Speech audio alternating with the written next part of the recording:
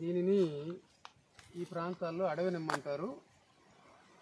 ఈ అడవి నిమ్మ అనేటువంటిది వాసన కూడా మనం గమనిస్తే అచ్చము నిమ్మలాగే ఉంటుంది. ఈ కాయ కూడాను నిమ్మకాయలాగానే ఉంటుంది. దీనికి అనేక ఔషధ గుణాలు కూడా ఉంటాయి. ఇది మనం గమనించవచ్చు.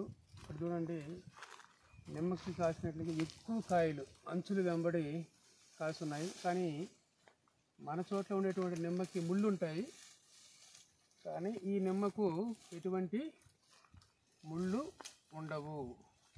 ఇదంతా కూడా కాయలన్నీ కూడా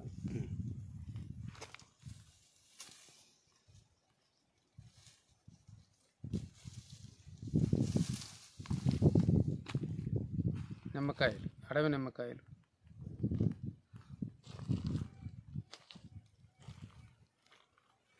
అదంతా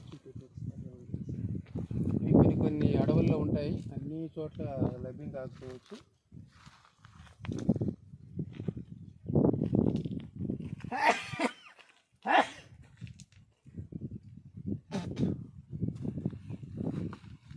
దీని లోపల ఈ విధంగా ఉంటుంది.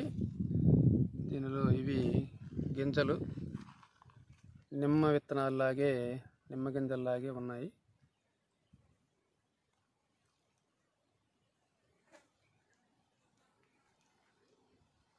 కాకపోతే ఆ జ్యూస్, ఆ రసం అనేది నిమ్మకు వచ్చినట్లుగా రావటం లేదు.